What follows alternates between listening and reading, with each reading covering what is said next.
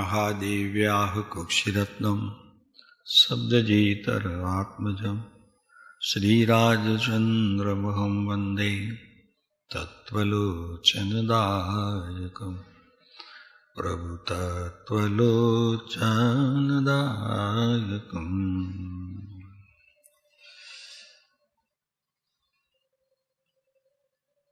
જ્ઞાની પુરુષોના જીવનની તલાશ ચાલે છે અને એની જોડે આપણે આપણા તલાશમાં રોકાયેલા છીએ, એટલે બહુ વિશેષ શાસ્ત્ર સંબંધીનો બોધ હમણાં કંઈક રૂક્યો છે.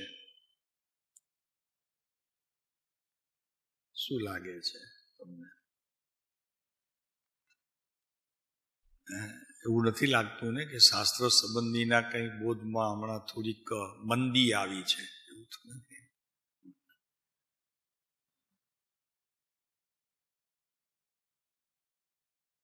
કાલે જે વાત કરી એમાં ક્યાં શાસ્ત્રાર્થ હતો? આત્માર્થ હતો? શું હતું?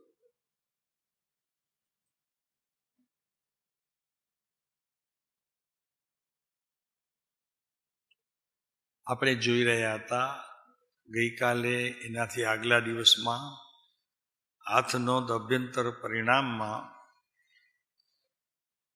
પહેલો હાથનોંધ અને એમાં 7મો પાઠ.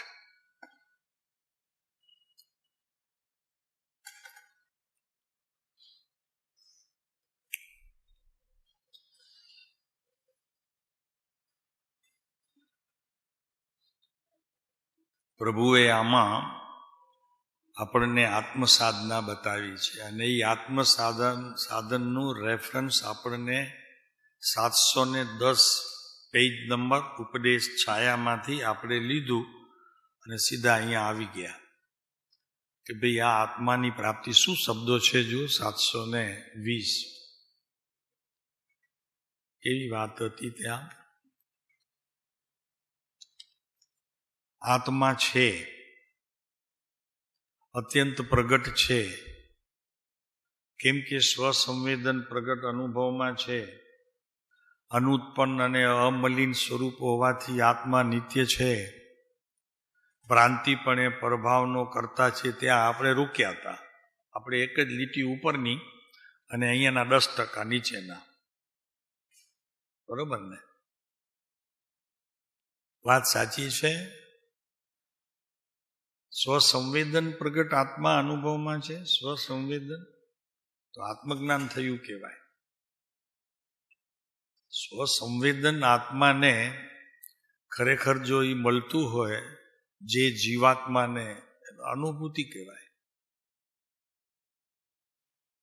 ભાઈ, જ્ઞાન અપેક્ષાએ જો જોવામાં આવે તો તે નથી, પણ શ્રદ્ધા અપેક્ષાએ ખરેખર જો જોવામાં આવે અને એનું જો જ્ઞાન કરવામાં આવે તો છે. શ્રદ્ધા અપેક્ષાએ છે, જ્ઞાન અપેક્ષાએ નથી.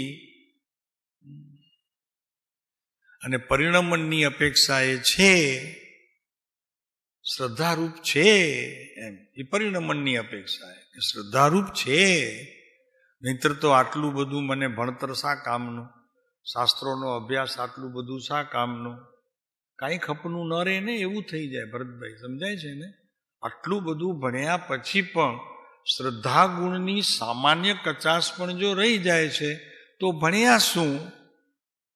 શ્રવણ શું કર્યું? એ તો એમને રહી ગયું. છીકા બંધ થઈ ગયા ને હમણાં. આ બધા ફ્રીજે બંધ કરી નાખ્યા છીકા.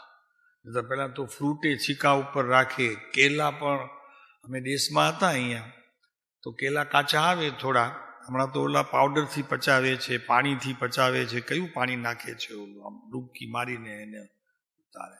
પેલા તો છીકે રાખે. મોટું જોડું આવે એકદમ અને એમને અધર પડ્યા હોય છીકે. પછી એમાંથી એક બે ત્રણ જે જોઈએ ખાવામાં, એ મીઠાશ ક્યાં છે પ્રભુ આમાં? એમ અહીંયા ધર્મ ક્ષેત્રની અંદર પણ આજથી જે 50-100 વર્ષ પહેલા મીઠાશ હતી, તો મીઠાશ તો ગઈ છે. માત્ર રહ્યું છે જ્ઞાનનું સંયોપસમ અને પંડિતાઈ. ક્યાં છે મીઠાશ પ્રભુ? પણ અહીંયા છે હો.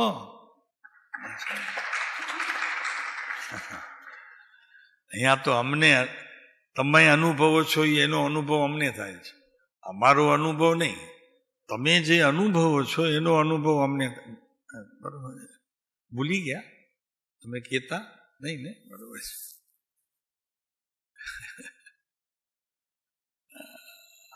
અનુત્પન્ન અને અમલિન હોવાથી એની વાત કરીને પછી આપણે અહીંયા આત્મસાધનમાં આવ્યા હતા. તો કે ભાઈ આ બધું છે, તો હવે એના માટે સાધન શું? આત્મા પ્રગટ સ્વ સંવેદન છે તે અનુભવ નથી કર્યો. આ એ પાક્કા બહુ છે, બહુ પાક્કા છે. આપણને આનંદ થાય એવી વસ્તુ આવે ત્યાં પોતે છુપાઈ જાય, પોતે છુપાઈ જાય. એ એમની જવાબદારી છે ને. કોઈ પણ વાતને શબ્દોમાં ઉતારવા પહેલા જવાબદારી મોટી છે.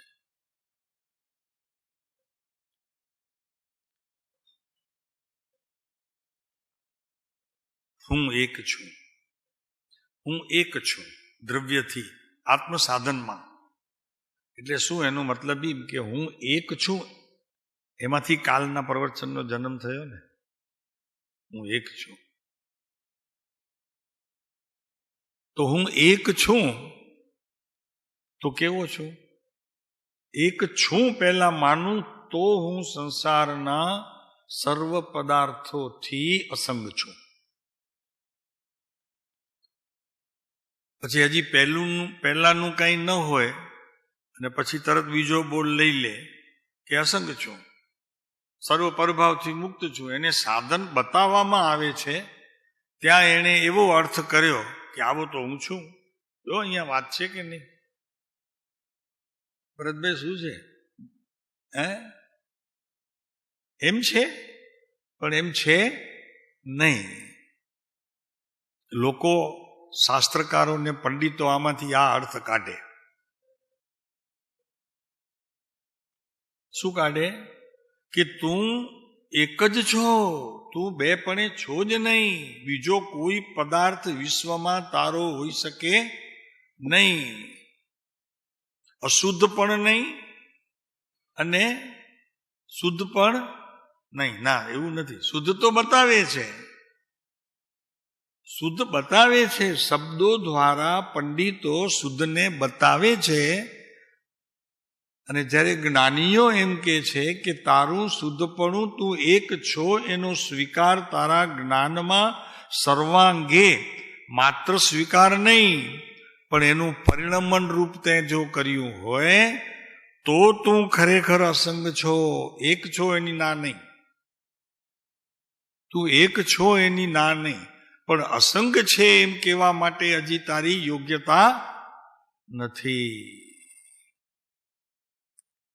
સર્વ પ્રભાવથી મુક્ત છું એમ પણ છે ખરું, પણ તારી પાત્રતા હજી એ રૂપે પરિણમી નથી. માટે સૌથી પહેલા પહેલી ચોપડીમાં જે કહેવામાં આવ્યું હું એક છું એનો નિર્ણય કર. એનું પરિણમન પર્યાયમાં તને અનુભૂતિ સ્વરૂપ થવું જોઈએ. પછી તું ચારિત્ર સંબંધીની અને પરિણામ સંબંધીની વાતને આગળ લઈ અને તારું જ્ઞાન એને સ્વીકાર કરે ત્યારે સંતો, મહાત્માઓ અને પરમાત્માઓની પંગતમાં તું બેઠો. આમ જમાડે ને, ઓલા આપણે જ્યારે સ્વામી વાસલ હોય ને ત્યારે જેના એકાસણા હોય ને એને અલગ જમાડે પંગતમાં. આમ તો આપણે નિયમ હતો કચ્છમાં, અહીંયા ગાડાવાળો આવે એ દરવાજે બેસે, એવું તો નથી ને. આમાં અલગ બેસાડે. એમાં આપ દરવાજાવાળા છો, ખબર છે? આપણે કચ્છમાં પદ્ધતિ હતી, અહીંયા ગાડું ચલાવીને આવે, ભલે ને તે વાણિયાનો દીકરો હોય તો પણ એને બેસાડે દરવાજા ઉપર, ઓસરીના દરવાજા ઉપર જમવા માટે બેસાડે. આ ભગવાનની પંગતમાં દાખલ થવું હોય, ભગવાનની પંગતમાં તો સારી વાત છે, નહીંતર તો તું અત્યારે સમજી લે ઓસરીના એ ખૂણામાં બેઠો છે. એવું લાગે. ઓસરીના બધા જમતા હોય એકદમ પંગતમાં ને હું એકલો ત્યાં ઓસરીના ખૂણામાં બેઠો હોઉં. હવે તારે જો ભળવું હોય સ્વામી વાત્સલ્યમાં સંતોની સાથે, શ્રાવકોની સાથે, તો હું એક છું એનો નિર્ણય પહેલા પાક્કો લાવ. લાવ એટલે પરિણમનમાં લાવ. બે રીતે, જ્ઞાનમાં નિર્ણય કર, પરિણતિમાં એનું પરિણમન કર. અને શ્રદ્ધા ગુણમાં તો છે, શ્રદ્ધા ગુણમાં તો છે ને. તું અત્યારે 40-50 વર્ષ સુધી આ વાત સાંભળતો આવ્યો છે, તો શ્રદ્ધા ગુણમાં એની પરિણામની સ્થિતિ નથી, પરિણતિની સ્થિતિ નથી, પણ પ્રકાશનો કોઈ અંશ તો હોય કે ન હોય? શ્રદ્ધા ગુણનો પરિણામ ન હોય, પરિણતિ ન હોય, પ્રકાશનો કોઈક બિંદુ હોય કે નહીં એમાં? કે હું એક છું, અણીના ટાણે કામ આવે કે નહીં? અણી ચૂક્યો કે ને, તો ત્યારે તો કામ આવે ને, હું એક છું. ક્યારે કામ આવે? કોઈ કટોકટીના સમયે કામ આવે. આપણે છટકવું હોય ને જે સમયે, તે સમયે આપણે કહી શકીએ મારી પાસે કાંઈ નથી, હું તો એક છું. કાં કોઈ લેવાવાળા આવે, કાં ઉઘરાણીવાળા કોઈ આવે, કાં દાન લેવા આવે, તો કે આપણી પાસે તો કાંઈ જ નથી. પૈસાને તો હું અડતોય નથી, મેં તો બાધા લઈ લીધી છે 10 વર્ષ પહેલા સ્થાનકમાં. મને ગણતાય ફાવે નહીં, ને તમે કહો કે મને ગણીને આપો ને, ક્યાં છે એની મને ખબર નથી. છટકવું છે એટલે કરે કે નહીં? ઉઘરાણી વાળા આવે ને, કોઈની પાસેથી લીધા હોય ને આવે તો છટકી જાય, ઓકે હું તો એક છું, બસ મારે કાંઈ જ નથી, કોઈની સાથે મારે કાંઈ લેવા દેવા નથી. ભાઈ અહીંયા કે છે કે હું એક છું, અસંગ છું, સર્વ પરભાવથી મુક્ત છું. એ તો શાસ્ત્રાર્થ થયો. તારી વસ્તુની સ્થિતિ ભીતર કેવી છે એ અહીંયા જ્ઞાનીઓએ બતાવ્યું છે. તારે એની સાથે સંબંધ કેટલો છે એ તારે નક્કી કરવાનો. તારે નક્કી કરી પાછું તારું સમગ્ર અસ્તિત્વ ક્યાં જોડાયેલું છે, શરૂઆતની એક સમયની અવસ્થાથી કરી અને સમગ્ર અસ્તિત્વ તારું કઈની સાથે જોડાયેલું છે એનો તું વિચાર કર. કે હું એક છું ક્યાંથી આવે છે? માત્ર શબ્દો છે કોરા, કે એમાં કંઈક છે બીજું? જ્ઞાન છે, શ્રદ્ધા છે, ચારિત્ર છે, શું છે? ક્યારેક તો એવું માનતો હોઈશ કે નહીં હું એક છું, તો કે હા સાહેબ ઉઘરાણી વાળો આવે ત્યારે માનું છું.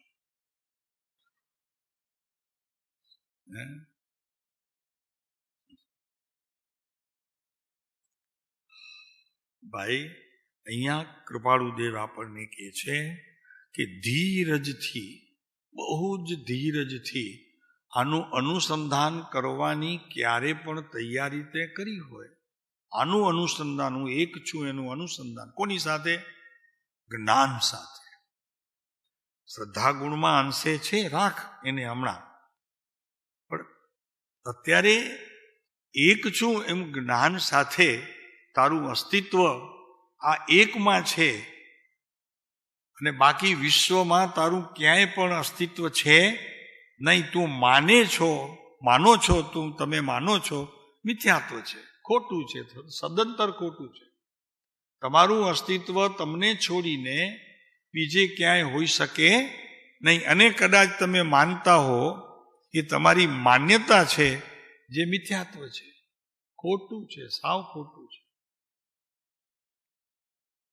આવો નિર્ણય કરનાર શ્રદ્ધા ગુણને વિશેષ બળવત્તર બનાવી અને જ્ઞાનને ખોલી શકશે.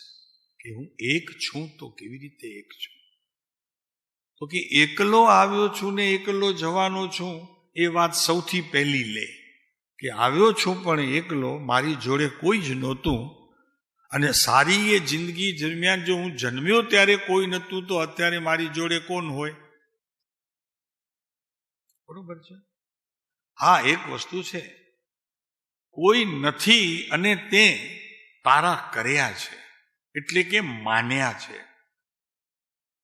હવે માન્યતામાં તો એવું છે કે એક 4 વર્ષ મિત્ર સારી રીતે વ્યવહાર કરતો હોય, પછી એક દિવસ એવો આવે એ બગડી જાય.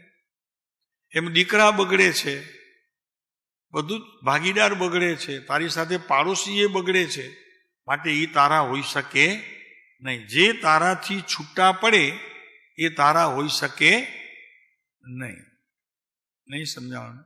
તારાથી જે છૂટા પડતા હોય એ તારા હોઈ શકે નહીં. વાત બરોબર છે? તો દીકરા તારાથી છૂટા, દીકરીઓ તારાથી છૂટી, તારું ધન તારાથી છૂટું, અને વચમાં તો ઘણા ABCD ના 24 બોર્ડ લખી લો એટલા બધા આવે, અને કાં બારાખડીના 36 વ્યંજન સાથે. પછી રહ્યું શું બાકી? તો કે આ શરીર તો મારું ખરું ને. કાયા અબ ચલો હમારે સંગ. ત્યારે કાયા કહે છે, मैं न चलूं तोरे संग काया, तेरे संग चले राग द्वेष दो पाया. પાયા 2, તે જગતમાંથી આને ભેગું કર્યું તે, અને આનો પાયો જ રાગ દ્વેષ છે. હું પાયો નથી તારો, ફાઉન્ડેશન તારું રાગ ને દ્વેષ છે. એ પાયા છે તારા, અને તે પાયા છે એને મેળવ્યા છે. એ ચાલે તારી સાથે, હું ન ચાલું. હા, એ સાલું ગજબ કરે છે. પછી આગળ ઘણું કહે છે આનંદનજી મહારાજ, તને વરઘોડે ચડાવ્યા, તને ગાડીમાં બેસાડ્યા, પ્લેનમાં ફેરવ્યા, કાશ્મીર લઈ ગયો, સ્વિટ્ઝરલેન્ડ લઈ ગયો, પેરિસ ફરવા લઈ ગયો, બધાની ત્યાંની સારી સારી હોટલોમાં જમણ કરાવ્યું, અહીંયા મુંબઈમાં પણ ઘણું જમણ કરાવ્યું, તને જોઈએ તે મેં ખાધું, તને નહોતું ગમતું એ મૂકી દીધું, વસ્ત્ર તને સારા સારા પહેરાવ્યા, તને શરીરમાં શોભે એવા. એવું નથી કે તને કોઈ બાબાનું 4 વર્ષનું બાળકનું તને કીધું કે પહેર, એવું તો કીધું નથી. એટલે તને બધું જ આપ્યું છે. હવે તું કે છે કે હું ન ચાલું? શરીરને કે છે હવે નહીં ચાલું હું તારી સાથે, કારણ કે મારું ચાલવાનું કામ નથી, મારું તો તારી સાથે માણવાનું કામ હતું. તું જે આપે એમ નહીં, મને જે ખપે એ લીધું મેં. તું જે આપે એમ નહીં, મને જે ખપતું તું એ મેં લીધું છે. તરત જ મૂકી દઉં, આ નથી બરોબર, લગ્નમાં આ ન પહેરાય. આપણે એમની મર્યાદા રાખવાની છે, એમની શોભામાં અભિવૃદ્ધિ કરવી છે. એમ લોકોને ખરાબ લાગે તો કે આ વળી કોણ આવ્યું અહીંયા આવો લુગડા પહેરીને? શા માટે પહેરો છો? તમને ખબર છે ને? તમે લગ્નમાં જાઓ છો તો સારા લુગડા શા માટે પહેરો છો? કબાટમાંથી કાઢી વીણી ચૂંટીને. એમાં ઘણી બહેનો તો એવી હોય કે જવું હોય તો 3 વસ્તુ તો જરા વારમાં બદલી નાખી. નહીં, આના ઉપર આ સાડી ફિટ નથી થતી, આના ઉપર આ ફિટ નથી થતું, આના ઉપર આ ફિટ નથી થતું. અને હા, એક વાત, આ કલરનો લઈશ તો મારી પાસે તો ચાંદલોય નથી એ કલરનો, જવા દો, એ ન પહેરાય.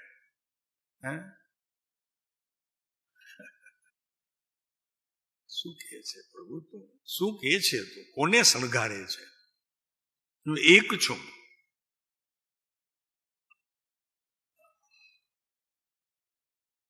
એટલે કૃપાળુદેવ લખે છે કે હું એક છું, અસંગ છું, સર્વ પરભાવથી મુક્ત છું. એનો તારે જો નિર્ણય કરવો હોય તો તારું અસ્તિત્વ જ્યાં છે, તું જ્યાં છો, ભાઈ અંદાજ તો છે કે નહીં તને?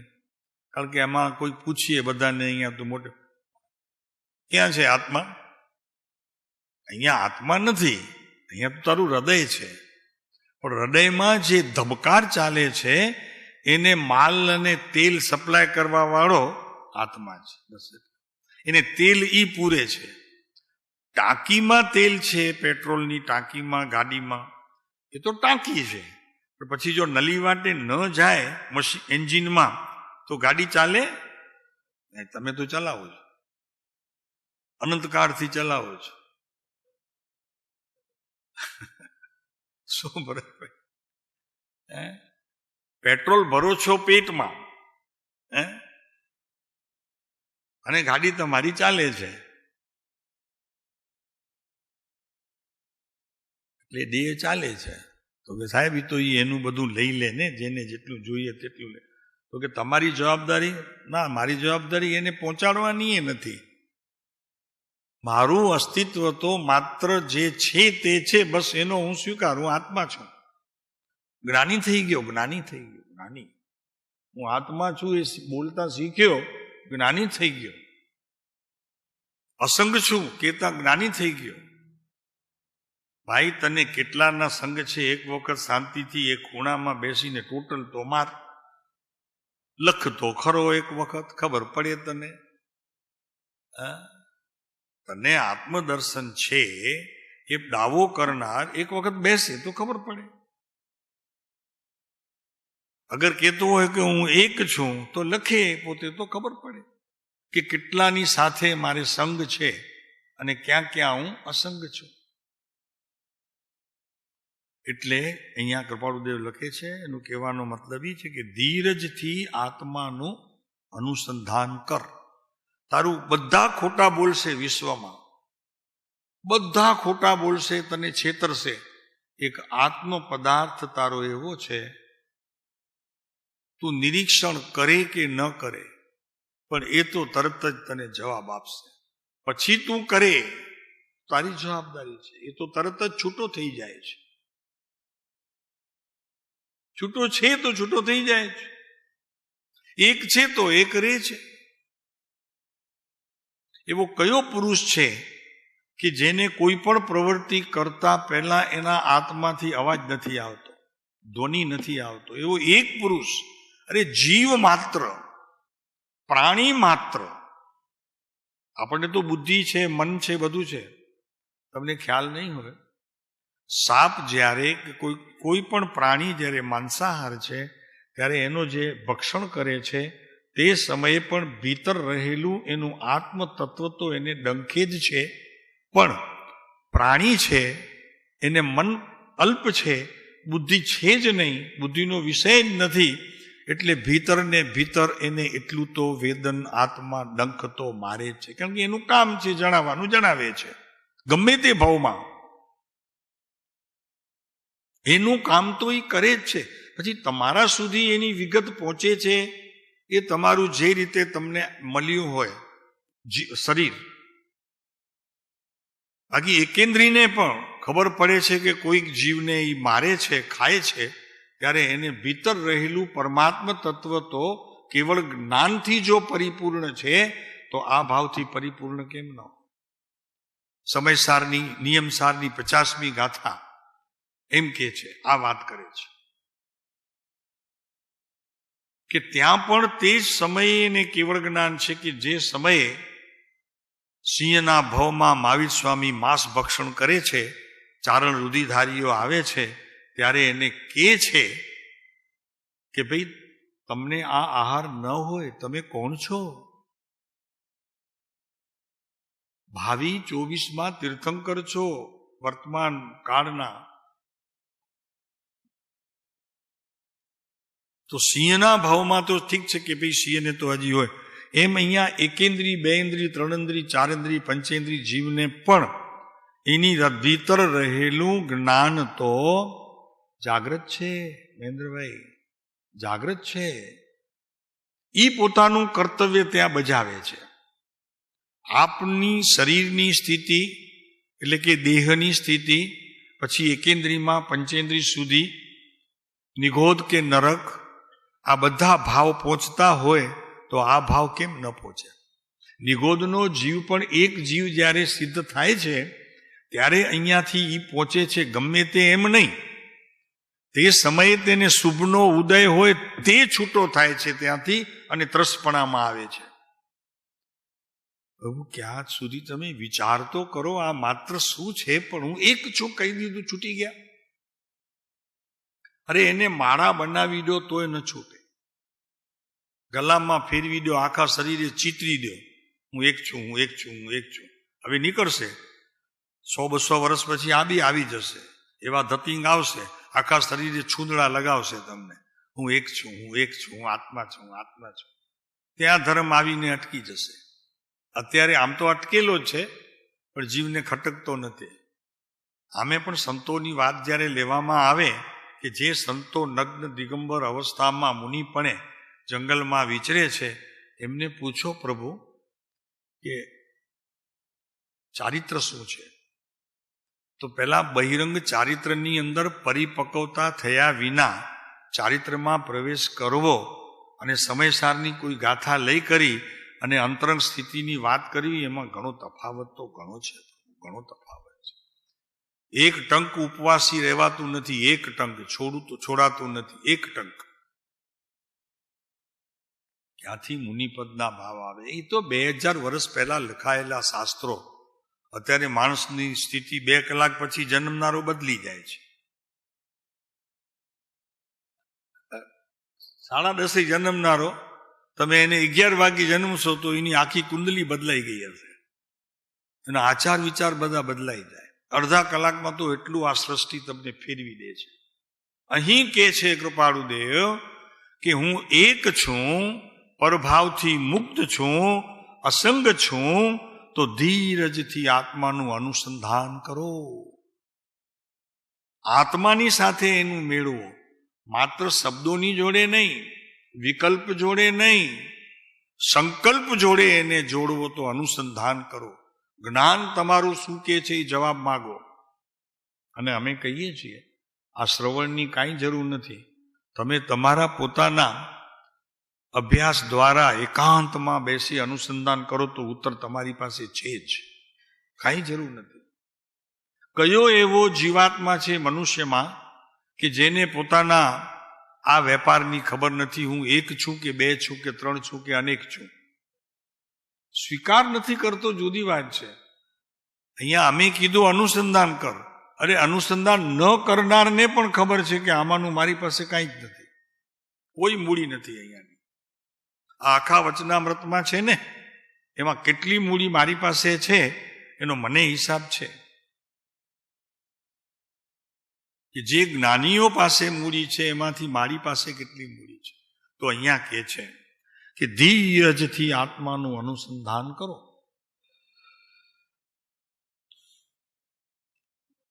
અને એનું પ્રમાણ એવું છે, પ્રમાણ હું એક છું એનું પ્રમાણ જો મેળવવું હોય તો તારું સમગ્ર અસ્તિત્વમાંથી એક એવા પ્રકારનો ધ્વનિ તારા હૃદય અથડાય,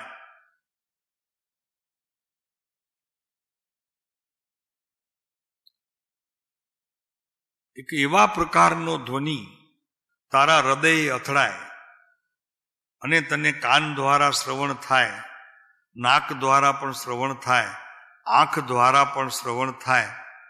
એ ઓમકારનો નાદ છે. ઓમકાર ધ્વનિનો નાદ. નાદ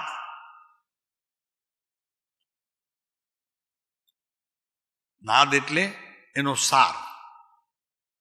નમો અરિયંતાણંગ બોલો છો તો રમો અરિયંતાણંગ બોલી અને પછી નમો લોએ જ્યારે સૌ સાહુણમ બોલો તો એ 5 પદનું જે 5 પદ છે એ 5 પદનું અસ્તિત્વ તમારા જ્ઞાનને જો વીંટી વળ્યું હોય, તમારી ભીતર રહેલા તમારા જ્ઞાનને વીંટી વળ્યું હોય, વીંટી વળ્યું સમજો છો? આમ ઘેરાઈ ગયો હોય, ચારે બાજુથી આમ ઘેરાઈ ગયો હોય. કોણ ઘેરાઈ ગયો હોય? ઓમ ધ્વનિ. આમાં આવતા 5 પદની અંદર ઓમ ધ્વનિ એ જો ઘેરાઈ ગયો હોય, એમાંથી જે કંઈ નાદ નીકળે એ શબ્દરૂપી નાદ નથી હોતો, એ હોય છે ઓમકાર ધ્વનિનો નાદ. આ નવકાર બોલવાની પદ્ધતિનો અત્યારે અસ્તિત્વ જ ક્યાંય જણાતો નથી, ન સંતોમાં, ન સાધુઓમાં, ન આચાર્યોમાં, ન ઉપાધ્યાયોમાં. આ તો કોક વિરલાને જોવું છે. ચિદાનંદજી મહારાજ એમની દશાનું વર્ણન પોતે લખે છે કે અમારા આત્માની દશા આ પ્રકારે છે. એમાં નીચેનો શ્લોક, આશા એક મોક્ષ કી હોય, આશા એક મોક્ષ કી હોય, બીજી દુવિધા નવી ચિત્ત કોઈ. એક જ આશા છે. ચિદાનંદજી મહારાજ લખે છે કે અમને એક જ આશા છે. શું છે? મોક્ષ સિવાય બીજું કંઈ પણ જોઈતું નથી. બીજી દુવિધા નવી ચિત્ત હોય. ચિત્ત ચૈતન્ય. ચિત્ત એટલે મન નહીં, ચિત્ત એટલે ચૈતન્યના અંશો જે જ્ઞાનમાં બિલકુલ ખુલ્લા છે, સમજણમાં બિલકુલ ખુલ્લા છે. એને અહીંયા યોગ શાસ્ત્રની અંદર એને ચિત્ત કહે છે, કે જેમાં ચૈતન્યના અંશો ગુમરી રૂપે થઈને પોતાના હૃદય સુધી પહોંચાડી અને એના બુદ્ધિને તાજગી રાખે છે. એનું નામ ચિત્ત છે યોગ શાસ્ત્રની અંદર. ચિત્ત માટે કહે છે ચિત્ત ચૈતન્ય. ચિત્ત ચૈતન્ય પ્રવચન સારમાં શબ્દ છે. ચિત્ત એટલે ચૈતન્ય. ચિત્ત એટલે ચિંતા કરીએ, ચિંતવન કરીએ, મનન કરીએ એ નહીં.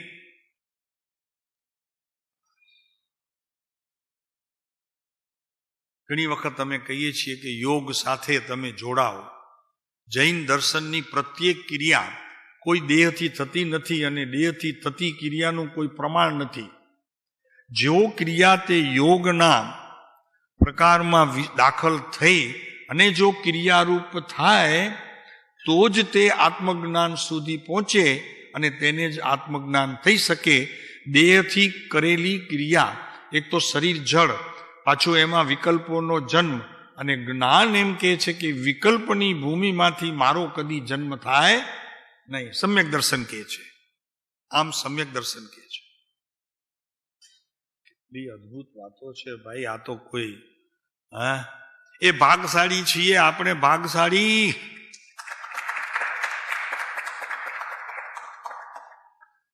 કમસે કમ બીજું કાંઈ નહીં, પ્રભુ તો સત્ય તો જણાય છે. બીજી દુવિધા નહીં ચિત્ત કોઈ. કોઈ શબ્દ છે કોઈ.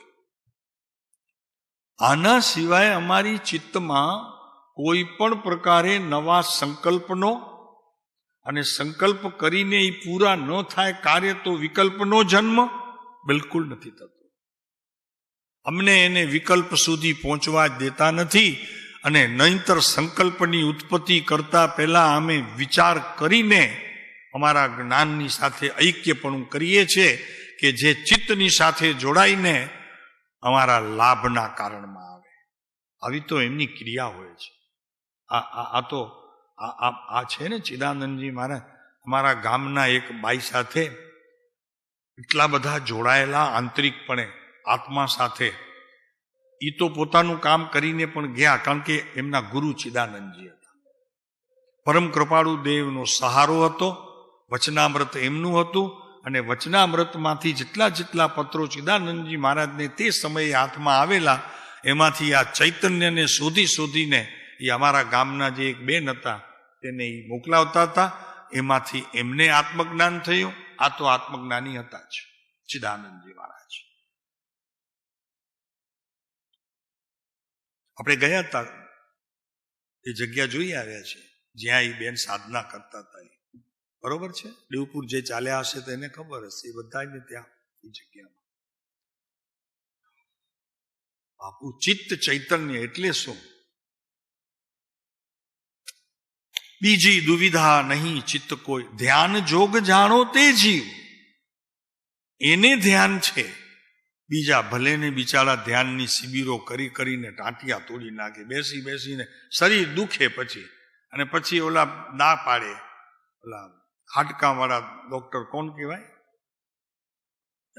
ઓર્થોપેડિક. હા, એમ ડોક્ટર બેઠા છે. આ ઓર્થોપેડિક વાળા કે તમારે હવે નીચે બેસવું નહીં, ખુરશી ઉપર બેસીને તો ખરેખર કઈ ધ્યાન થાય જ નહીં. ખુરશી ઉપર બેસવું હોય તો ખરેખર ધ્યાન કરવા કરતા દિલ્હી જવાની તૈયારી કરવી.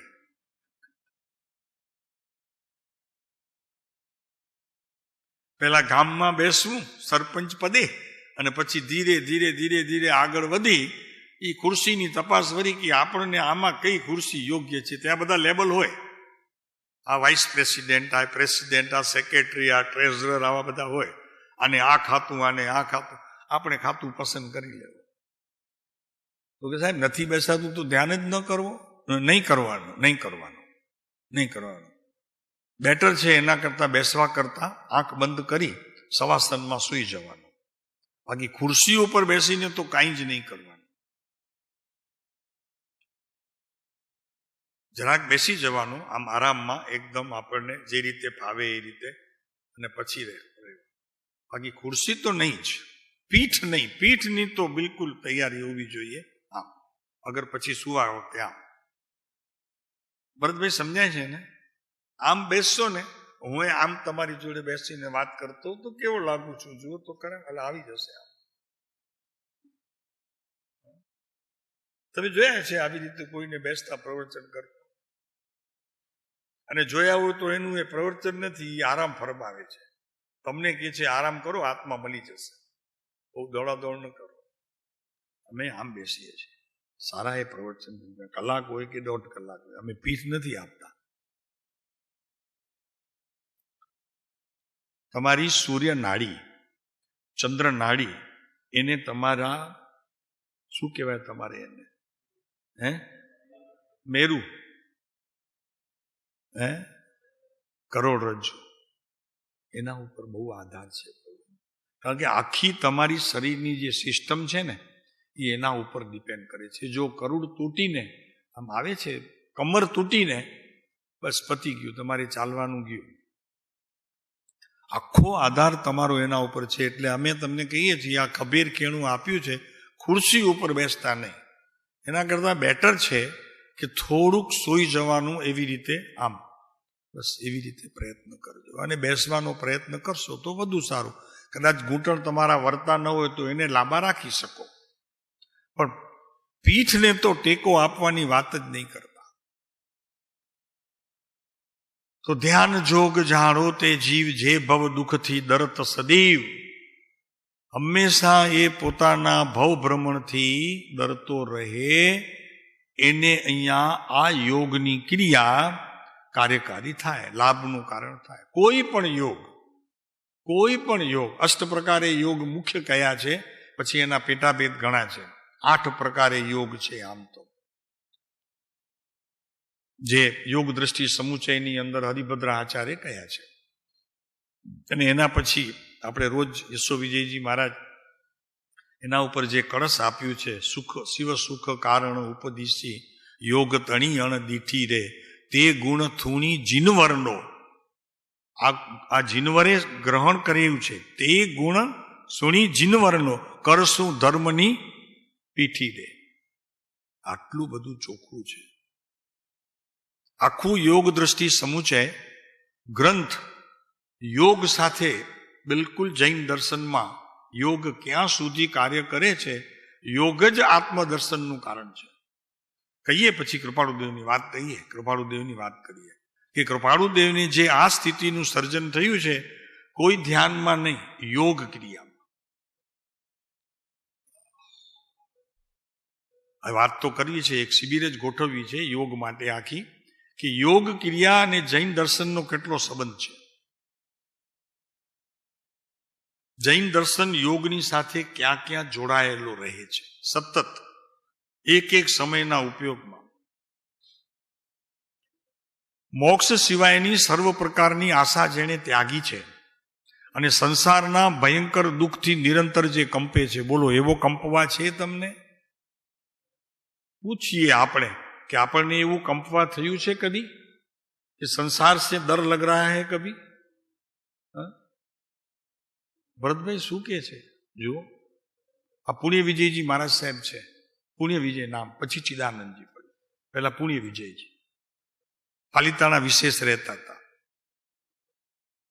અને તે ડુંગરા ઉપર દાદાના દેરામાં નહીં, કોઈ પણ જગ્યાએ એકાંત છાયણામાં બેસી જાય, નીચે ઉતરીને બેસી જાય, જ્યાં પછી એમને જગ્યા મળે બેસવાની, ત્યાં પોતાની સાધનામાં જોડાઈ જાય. એ પુણ્ય વિજય. આપણી પાસે એમનું ચિત્રપટ પણ છે અને એમના હાથે લખાયેલા અક્ષરો પણ છે. એટલે છે એટલે એ મમ્મીબાઈને જે આપ્યા હતા એમાં એમણે લખીને આપ્યું છે કે મમ્મીબાઈને આ પુસ્તક, અને એ પણ કાળી શાહી અને ફાઉન્ટન નહીં, પેલો કલમ બોડી બોડીને લખે એ અક્ષર છે. અને પુસ્તકનું નામ છે અધ્યાત્મ સાર. જસો વિજયજી એના કરતા છે.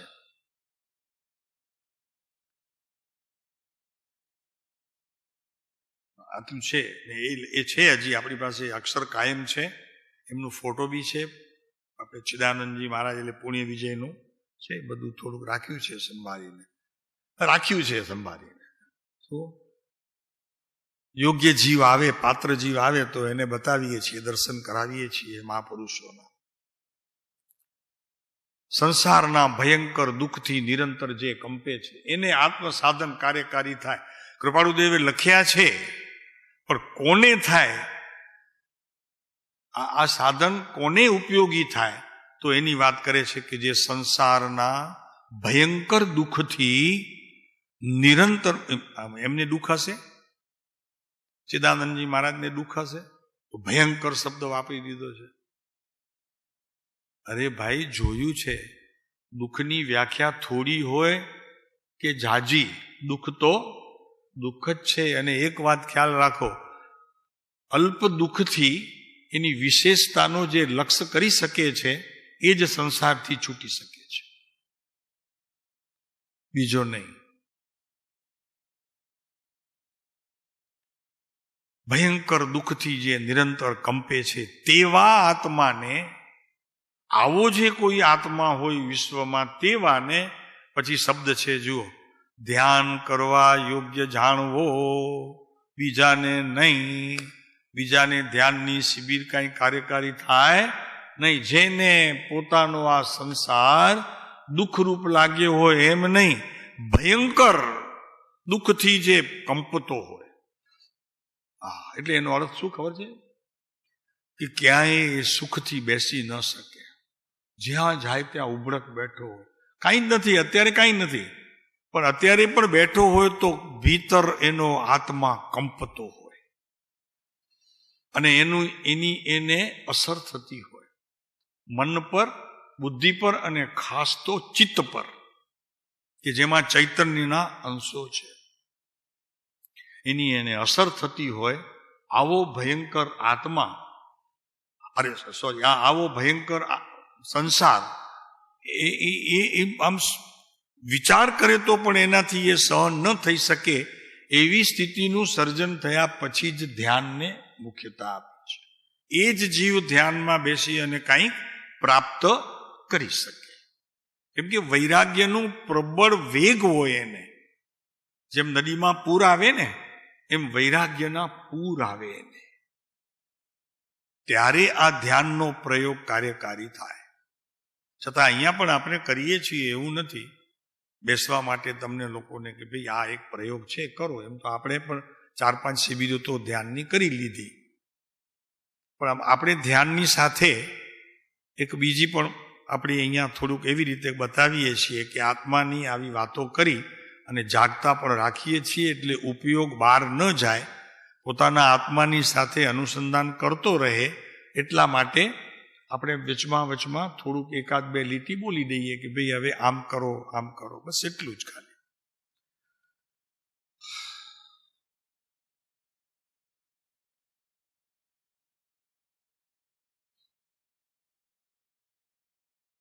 એ આત્માને ધ્યાન કરવા યોગ્ય જાણો.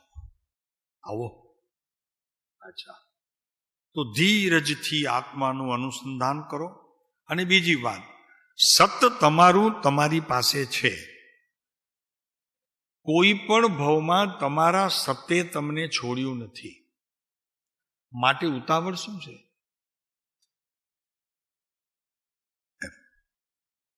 પછી ઉતાવળ શું છે? એટલે એનો અર્થ કે ધ્યાન કરતી સમયે તમે ઘડિયાળની સામે તો નથી જોતા, પણ શરીર અકળાઈ જાય એ તમારું ઘડિયાળ છે. પછી એમ થાય કે હવે ક્યારે જરા અહીંયાથી વાત આવે અને અમે થોડાક ફ્રી થઈએ તો શરીરને જરા કામ કરી શકીએ. બીજું તો કાંઈ નથી. તમારું ઘડિયાળ શરીર છે. તમે ઘણીવાર બેઠા પછી તમે એક ચિત્તે એક ધ્યાને શરીરને પણ રાખી શકતા નથી, એટલે સહેજે વિકલ્પ થાય. અહીંયા એ વાત કરે છે કે સત નજીક છે, ઉતાવળ શો માટે કરો છો? તમારું સત તમને અનંતકાળમાં એક સમય માત્ર પણ છોડીને પરભાવમાંય નથી ગયો. પરદ્રવ્ય તો છોડો, પરભાવમાંય નથી ગયો.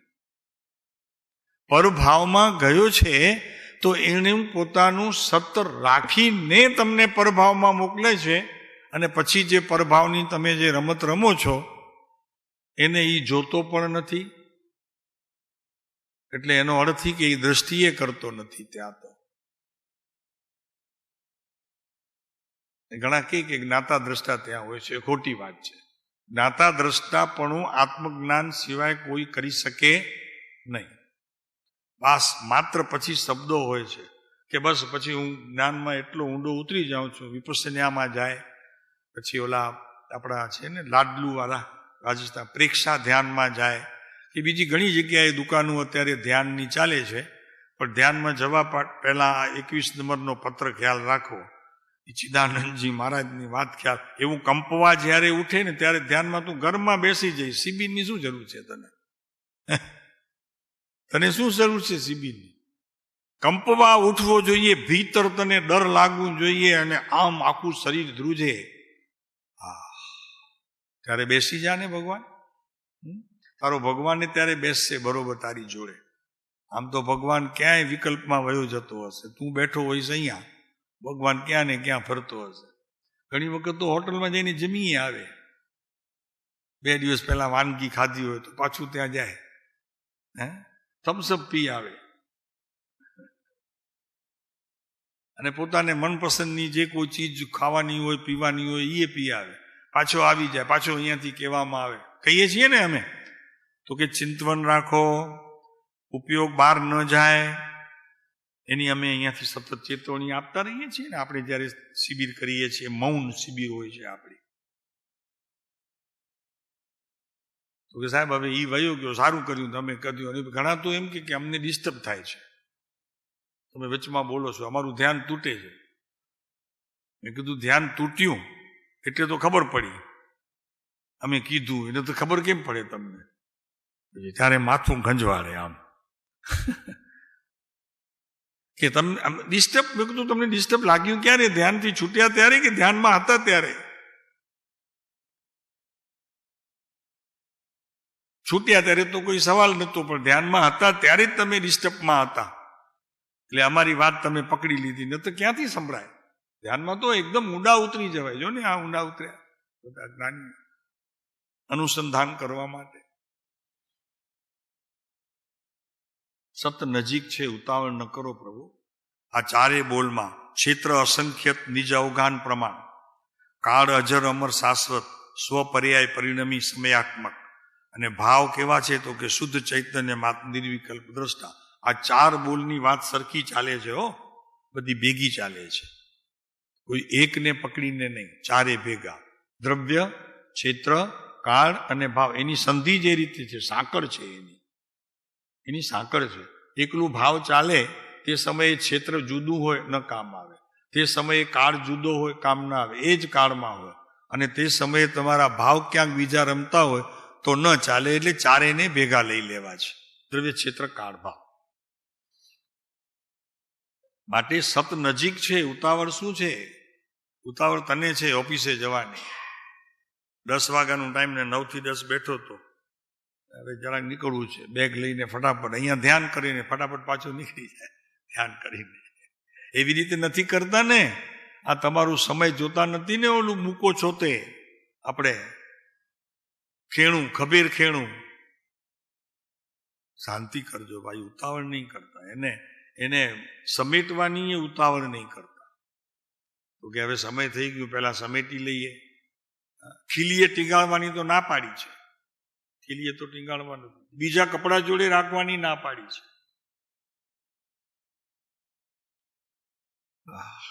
ખબીર ખેણું આપ્યું છે અમે આત્મસિદ્ધિ વખતે, અશોવર્ડ એકમ, મુંબઈ, નારાયણજી સામજી વાડીમાં.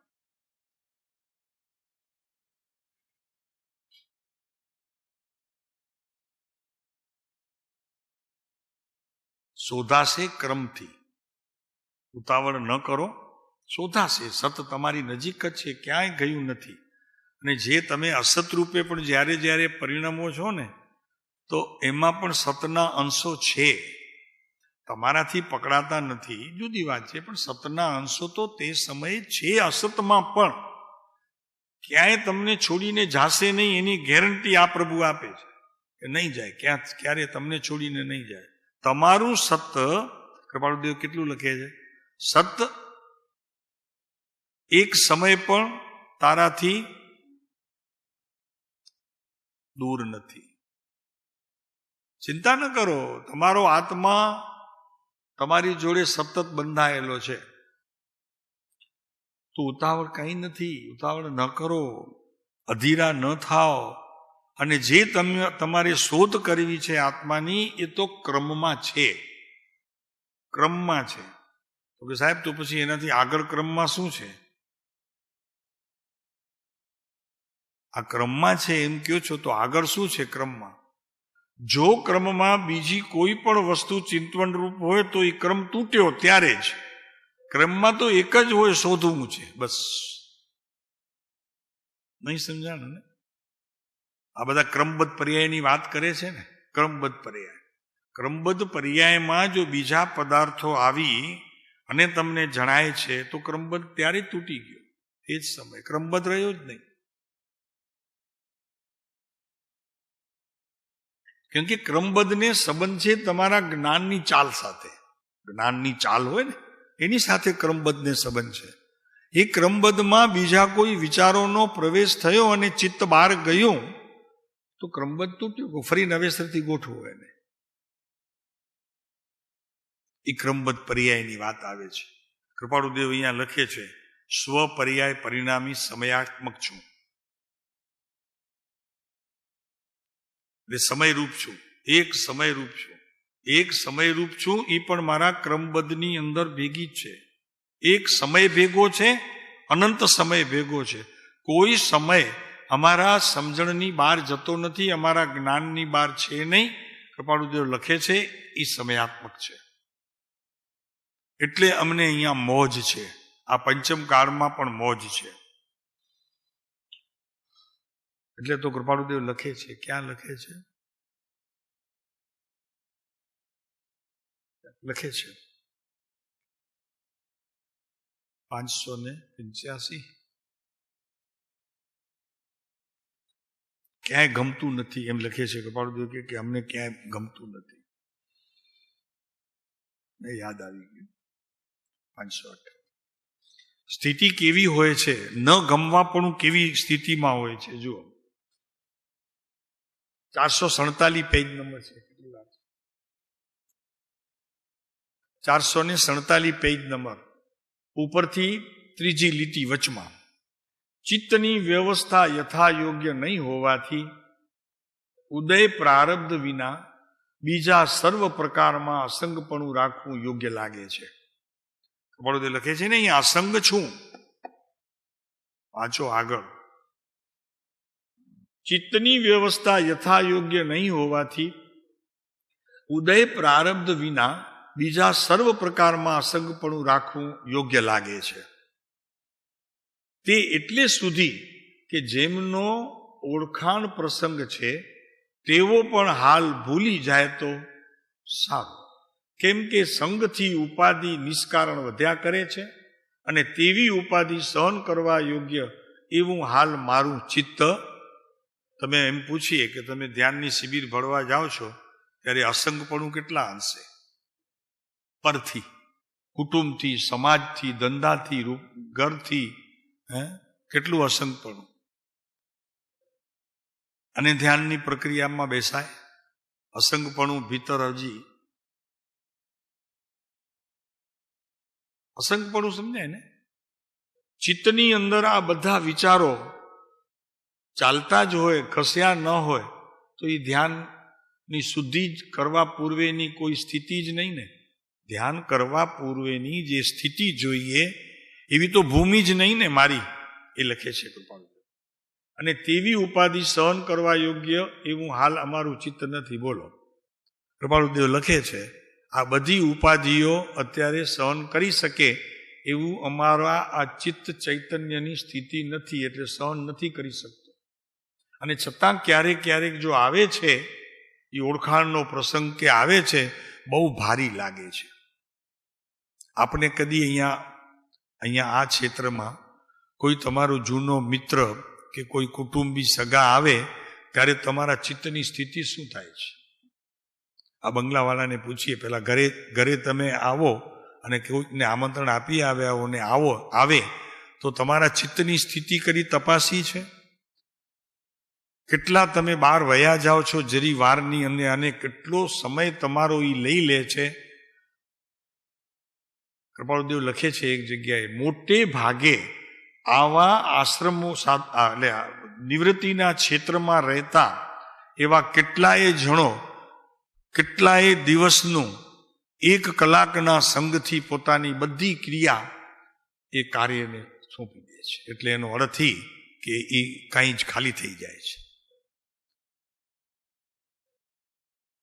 બહુ મહેન્દ્રભાઈ, બહુ વાત સૂક્ષ્મ છે. આપણે તો કેમ કે હવે અહીંયા રહીએ છીએ તો ભલે આવે જરા મળી જાય, પણ તમને કાંઈ ખ્યાલ નથી આવતો. પણ એ એટલું બધું લૂંટીને વયા જાય છે.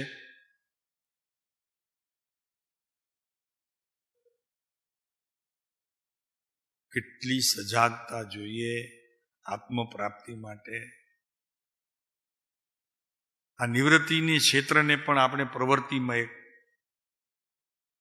કરી દીધું. નિવૃત્તિના ક્ષેત્રને પણ પ્રવૃત્તિમય કરી દીધું. સંગથી ઉપાધિ નિષ્કારણ વધ્યા કરે છે, અને તેવી ઉપાધિ સહન કરવા યોગ્ય એવું હાલ અમારું ચિત્ત નથી. નિરૂપાયતા સિવાય કંઈ પણ વ્યવહાર કરવાનું હાલ ચિત્ત હોય એમ જણાતું નથી. વેપાર અને વ્યવહારની નિરૂપાયતા છે, ત્યાં નિવૃત્તિ થવાની ચિંતના રહ્યા કરે છે, વગેરે વગેરે ઘણું બધું કૃપાળુદેવે અહીંયા લીધું છે. અને એક જગ્યાએ તો બહુ ચોખ્ખું લીધું છે, અસંગપણામાં બહુ જાહેર પત્ર છે, 217 જુઓ. આખો પત્ર સરસ છે, આખું પત્ર એકદમ ચોખ્ખું છે. પણ આપણે નીચે જળ ભરતની શ્રીમદ ભાગવતમાં સુંદર આખ્યાયિકા આપી છે. એ દશા વારંવાર સાંભળી આવે છે. તમે તમારી છોડો તીર્થંકરના વૈરાગ્યનો કોઈ એક પ્રસંગ તમને કોઈ યાદ છે અને એ દિવસમાં યાદ આવે છે? પરમ કૃપાળુદેવના વૈરાગ્યના પણ ઘણા અહીંયા પ્રસંગો છે. એમાં કોઈ પ્રસંગ, એક પ્રસંગનું ગોલ્ડન ચિંતવન મનન ચાલે છે, ચાલવું જોઈએ, જરૂરી છે. વૈરાગ્ય. હવે આગળ, અને એવું ઉન્મત્તપણું પરમાત્માને પામવાનું પરમ દ્વાર છે. એ દશા વિદેહી હતી.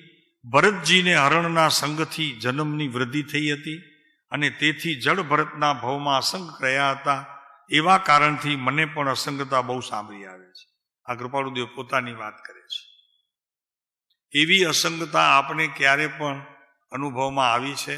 એવો વૈરાગ્યનો પ્રવાહ ક્યારે પણ આપણે અનુભવ્યો છે? ભરતભાઈ, આ શું છે?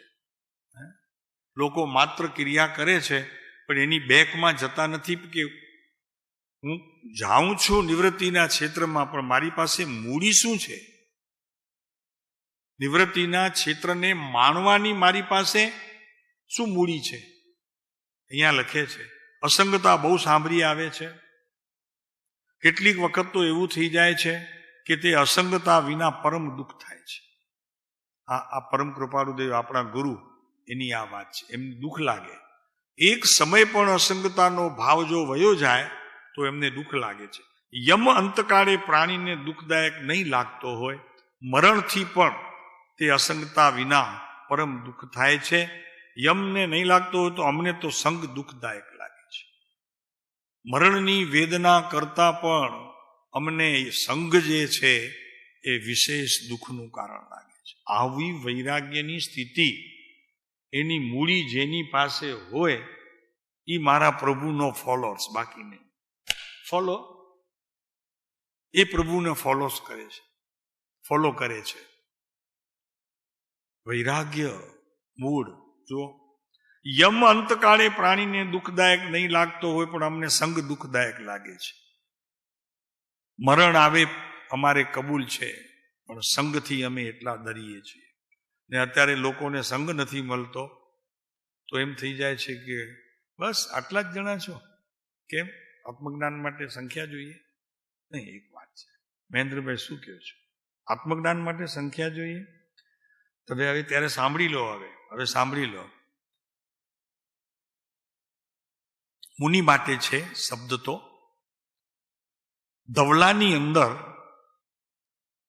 એક બોલ છે કે જેને પણ આત્મજ્ઞાન પ્રાપ્ત કરવું હોય અને પોતે શાસ્ત્રનો જાણનાર હોય, વિધિ વિધાન કરતો હોય અને એને આત્માની ભૂખ હોય, તેને 15 જણાથી વધુની સાથે સત્સંગ કરવો યોગ્ય નથી. ના પાડી છે.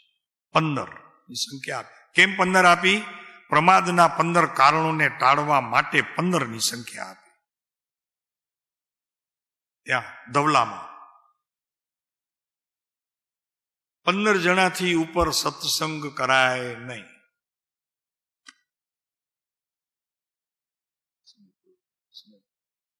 ત્યાં સમય પૂરું થયું. બહુ જ ચેતવણી છે પ્રભુ. આ પુરુષે આપણને આપવામાં કાંઈ બાકી નથી રાખ્યું. કાંઈ બાકી નથી. અનંતો ઉપકાર છે એમનો. અરે ખાલી અમે તો કહીએ છીએ કાંઈ ન કરો.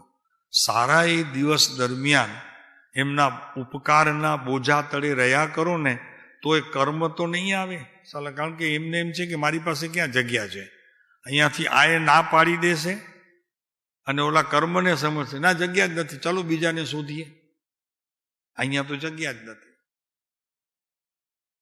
આવી સ્થિતિ છે. ચાલો ફરી જોઈએ. હજી પત્ર આપણે આત્મ સાધન તો અધૂરું રહ્યું છે. સાધન માટે આ એક વૈરાગ્યનો પ્રકાર વિશેષ આપણા જીવનમાં હોવું જોઈએ. યમ અંતકાળે જેને દુઃખરૂપ નહીં લાગતું હોય એને સંગપણું દુઃખરૂપ લાગે. પ્રભુ આપની તો બલિયારી છે. આપ તો આપ જ છો આ કાળમાં. આપને કોઈ કહે કે દીક્ષા નહોતી લીધીને લોકો નમે છે, ભૂલ કરે છે, અમે કહીએ છીએ કે તમે ભૂલો છો એમ કહીને જુઓ તો ખરા એમનું જીવન તો જુઓ. એક વખત શાંતિથી નિષ્પક્ષપણે જુઓ. તમે દીક્ષાર્થી છો એ ભૂલી જાઓ.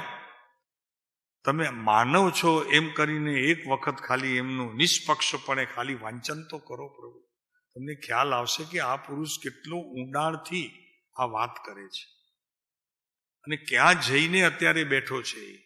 એટલે આપણી જોડે વાત કરતા હોય, પ્રભુ આપણી જોડે વાત કરતા હોય ત્યારે પણ એ ક્યાં ફરી આવતા હોય. આવો તો જેની ઉપયોગની વાત હતી. 901માં કીધું છે ને, 901 વચનામૃત ઉપયોગની મુખ્યતાની વાત કરી છે. જોજો પ્રભુ, વાંચજો. એક મિનિટ જરાક જોઈ લઈએ, કહી દઈએ જરાક. ઉપયોગ લક્ષણે સનાતન સ્ફુરિત એવા આત્માને દેહથી, તૈજસ અને કાર્બન શરીરથી પણ ભિન્ન અવલોકવાની દ્રષ્ટિ સાધ્ય કરી તે ચૈતન્યાત્મક સ્વભાવ આત્મા નિરંતર વેદક સ્વભાવવાળો હોવાથી અબંધ દશાને સંપ્રાપ્ત ન થાય ત્યાં સુધી સાતા અસાતારૂપ અનુભવ વેદ્યા વિના રહેવાનો નથી એમ નિશ્ચય કરી અને પછી જે ઉપયોગની વાત કરી છે, શું કરે આને કાંઈ આપવામાં બાકી નથી રાખ્યું. ઉપયોગ લક્ષણે સનાતન સ્ફુરિત. બોલો આત્મા શેનાથી સ્ફુરિત છે? ઉપયોગના લક્ષણથી. જ્ઞાન તો છે, જ્ઞાન તો છે, પણ ઉપયોગ જ્ઞાન લક્ષી હોવું જોઈએ. બાકી નહીતર જ્ઞાન તો સૂક્ષ્મ થઈ જાય, શુષ્ક થઈ જાય.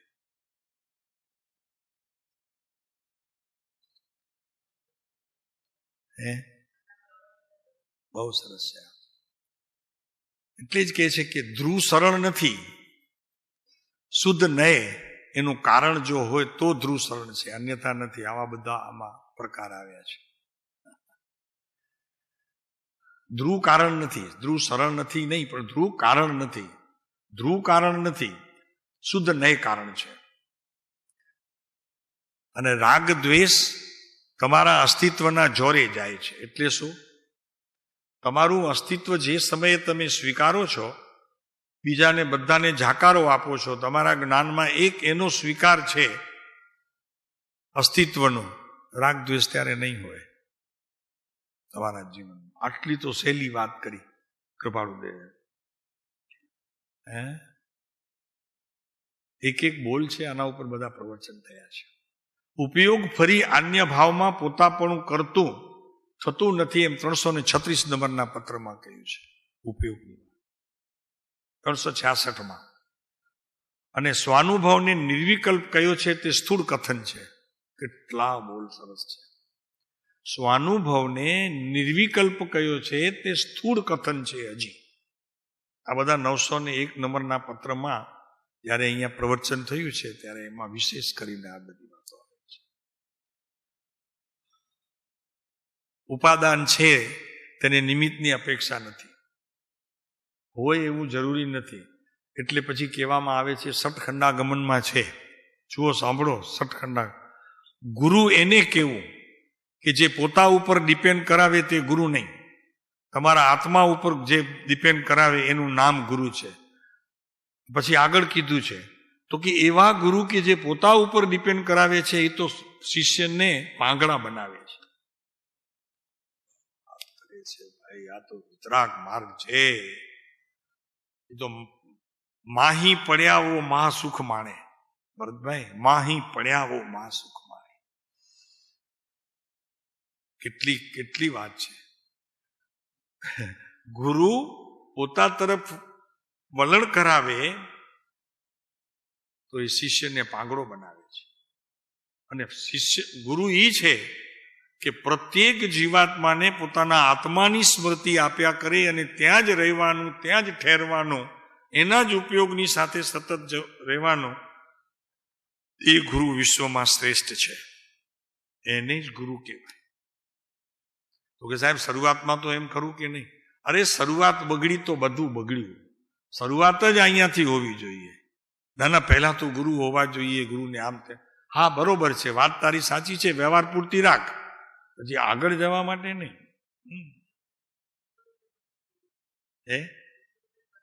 75 પત્રમાં છે, લ્યો. એ તો ભલે, પણ અમે કહીએ છીએ એ છે. હા મારા પર, એટલે જૂઠાભાઈને લખે છે. હા બરોબર છે, સાચી વાત છે. જૂઠા સાચું છે, સાચું છે, તમારી વાત સાચી છે, એટલી તો સાચી હોય ને.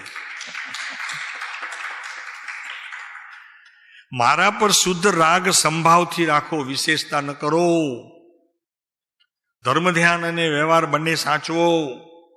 લોભી ગુરુ એ ગુરુ શિષ્ય બંનેનું અધોગતિનું કારણ છે. ઓહો પ્રભુ, શું વાત! આપણે તો ગજબ કર્યું ભલા હમણાં તો.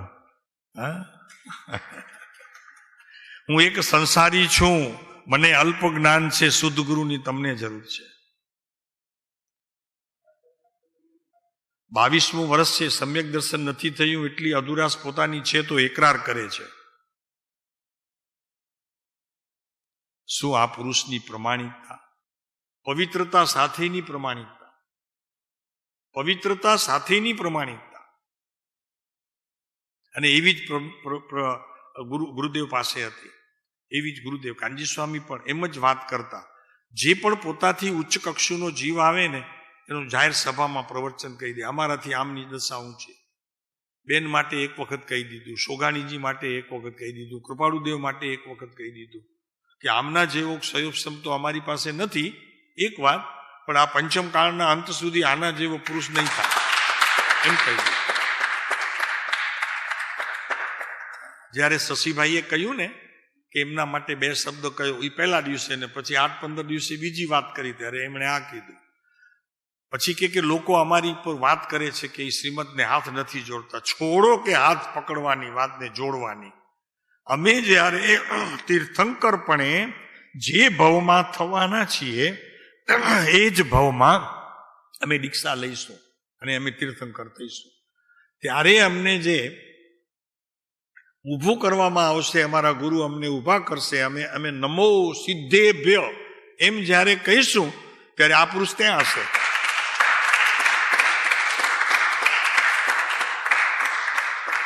અમારા વંદન તેને ઈ પહોંચશે. અત્યારના વંદન અમારા ન પહોંચે, પણ ત્યારના વંદન તો નક્કી પહોંચશે. નમો સિદ્ધેભ્ય કરીને જ્યારે દીક્ષા લઈશું ત્યારે આ શ્રીમદને બોલ્યા એમ કે શ્રીમદને અમારા નમસ્કાર પહોંચી જશે. હંમેશા જ્ઞાનીઓ હોય ને એ પોતાની લેવલ કરતા નીચેની લેવલ વાળા કે જે તૈયાર થતા હોય એવા જીવોને પણ પોતાની સાથે રાખે.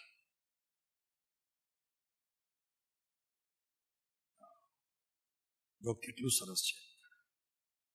મારા પર શુદ્ધ રાગ સંભાવથી રાખો, વિશેષતા ન કરો, ધર્મ ધ્યાન અને વ્યવહાર બંને સાચવો. લોભી ગુરુ એ ગુરુ શિષ્ય બંનેની અધોગતિનું કારણ છે. આ ત્યાંથી જ લીધું હશે. કપાળુદેવને ખ્યાલ આવ્યું હશે કે આ ધવલામાં છે. એમને તો શાસ્ત્ર બધું પાને હતું ને, એક એક અક્ષર પાને હતું, બધું લખાયેલું હતું. અહીંયા મહાસાગર, જ્ઞાનનો આ મહાસાગર. ચાલો.